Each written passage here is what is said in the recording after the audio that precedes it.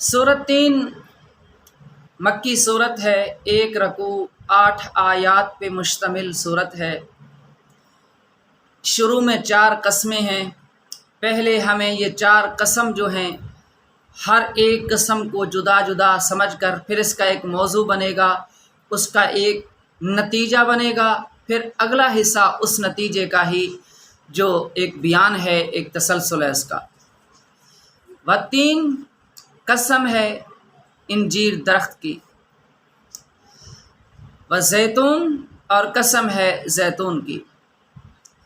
یہاں کچھ علماء مفسرین کے نزدیک انجیر سے مراد وہ علاقہ، وہ دامن جہاں پہاڑ کے دامن میں حضرت نوح علیہ السلام نے اپنی قوم کو 950 سال تک تبلیغ کی۔ وہاں انجیر کا درخت کثرت سے ہوتا تھا، اس لیے اللہ نے انجیر کی طرف قسم کو منسوب فرما دیا، کیونکہ وہاں جو آبادی تھی درخت کثرت کے ساتھ انجیر کے تھے۔ اللہ تعالیٰ نے فرمایا والزیتون اور قسم ہے زیتون کی۔ اس سے بھی کچھ علماء مفسرین فرماتے ہیں کہ وہ جگہ، وہ علاقہ مراد ہے حضرت عیسیٰ روح اللہ، چونکہ یہ دن کو کہیں رات کو کہیں اللہ کے دین کے پیغام کو لے کر زمین کے اوپر کبھی کدھر کبھی کدھر، لیکن ایک خاص مقام، ایک خاص پہاڑی تھی جہاں یہ ادھر ادھر سے جب تشریف لاتے اپنے علاقے میں آ کر وہاں اپنی قوم کو پھر مخاطب ہوتے، واعظ و نصیحت فرماتے۔ اب جس پہاڑی پہ اپنی قوم کو آ کر یہ واعظ و نصیحت فرماتے، وہاں زیتون کا درخت کثرت سے پایا جاتا ہے، اس لیے اللہ تعالیٰ نے یہاں زیتون کی قسم اٹھائی ہے۔ اب سمجھیں کہ انجیر سے مراد وہ علاقہ جہاں حضرت نوح علیہ السلام تبلیغ فرماتے رہے، زیتون سے وہ علاقہ مراد جہاں حضرت عیسیٰ روح اللہ اپنی قوم کو تبلیغ فرماتے تھے۔ آگے فرمایا وطور سینین اور کوہ سینا کی قسم اٹھا کر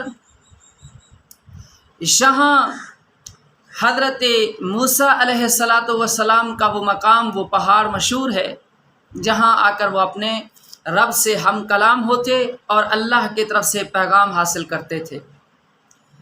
تو 3 پیغمبروں کا ان مقاموں کا ذکر کیا گیا، حضرت نوح علیہ السلام کی تبلیغ کی جگہ، حضرت عیسیٰ روح اللہ کی تبلیغ کی جگہ، حضرت موسیٰ کلیم کی اس پہاڑی کا ذکر، اس پہاڑ کا ذکر جہاں ان کے اوپر اللہ کے پیغام، اللہ کے احکام نازل ہوتے اور وہ اپنے رب سے ہم کلام ہوتے تھے۔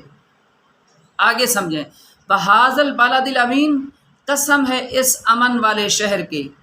اب جہاں 3 مقاموں سے مراد وہ انبیاء کرام ہیں، ان کی قسم اٹھا کر قسموں سے اصل حقیقت ظاہر کرنا ان انبیاء کرام کو ہے کہ جو وہاں حضرت نوح، حضرت عیسیٰ، حضرت موسیٰ علیہ السلام اپنی قوم کو واعظ و نصیحت فرماتے تھے۔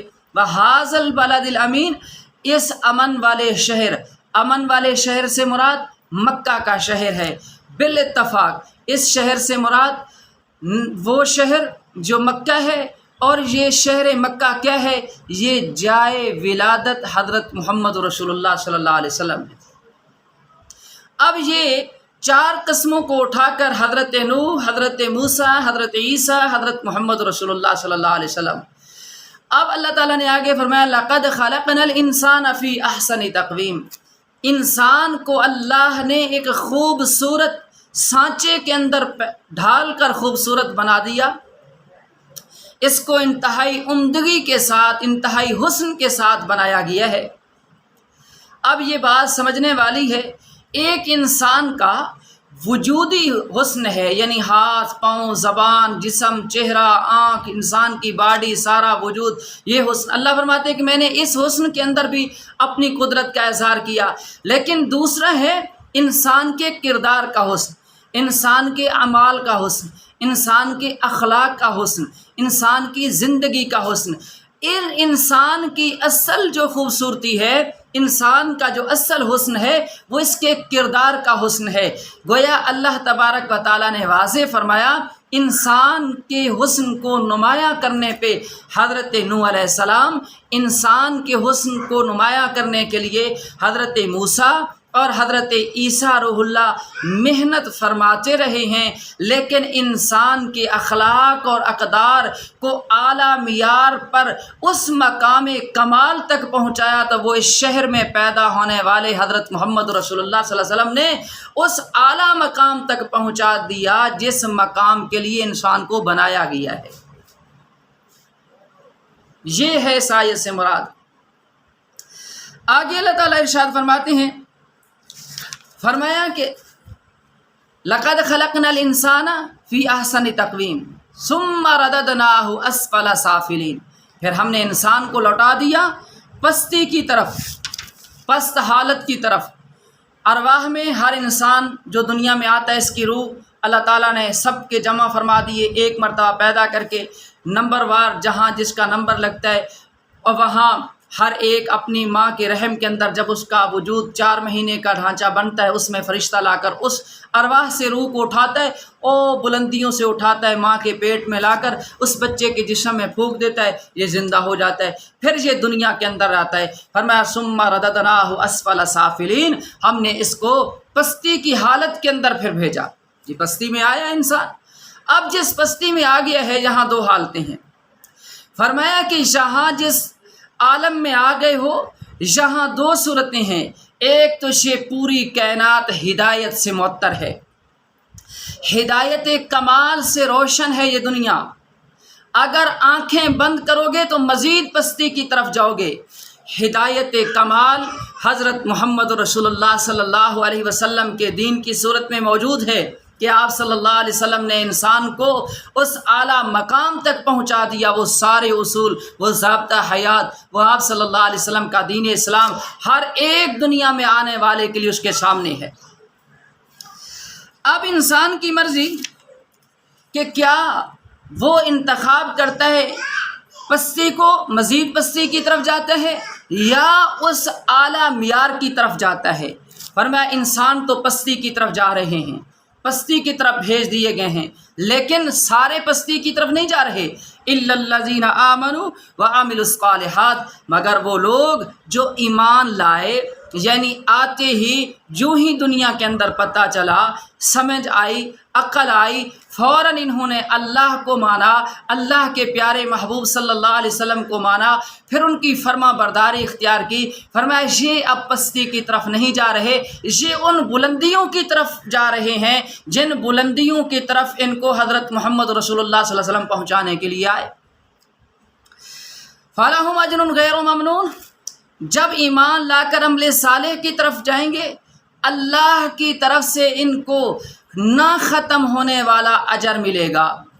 اللہ ایک ایسا اجر ان کے لیے جاری فرما دیں گے، ایسے انعام اللہ، ایسے احسان اللہ کی طرف سے، ایسی برکتیں ان کے اوپر نازل ہوں گی، کیونکہ جب یہ پیغمبر صلی اللہ علیہ وسلم کی فرما برداری اللہ کے احکام کی طرف لوٹیں گے، پھر اللہ ان کی شانوں کو بلند کریں گے، شان بلند ہوتی چلی جائے گی، اور اللہ ایسے درجات، ایسے انعامات سے نوازتے چلے جائیں گے کہ یہ شخص سوچ بھی نہیں سکتا۔ فَلَهُمْ أَجْرٌ غَيْرُ مَمْنُونٍ فَمَا يُكَذِّبُكَ بَعْدُ بِالدِّينِ،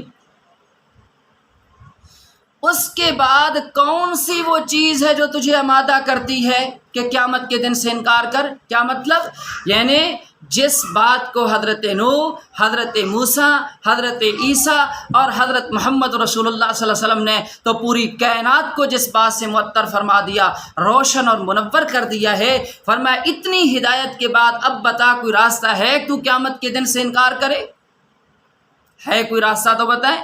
تب راستہ ہو سکتا ہے جب اپنی آنکھیں ہدایت سے بند کر لو۔ اگر ہدایت سے آنکھیں بند نہیں کرو گے تو پھر دین محمد رسول اللہ صلی اللہ علیہ وسلم آپ کے سامنے بالکل واضح ہے۔ الیس اللہ باحکم الحاکمین، کیا اللہ کے علاوہ ہے کوئی بڑا حاکم؟ اس دنیا میں اللہ کے علاوہ کون ہے؟ کوئی نہیں۔ اسی کا تو ہمیں درس کلمہ طیبہ میں ابتدا سے ہی دیا جاتا ہے، لا الہ سب سے پہلے اسی کی نفی کی جاتی ہے، کوئی نہیں، لا کوئی نہیں الا اللہ۔ جب ہمارا دل اس پہ آئے گا کہ کوئی نہیں صرف اللہ، اسی کا قرآن کہہ رہا ہے، فرمایا الیس اللہ باحکم الحاکمین، کیا ہے اللہ سے بڑا کوئی حاکم؟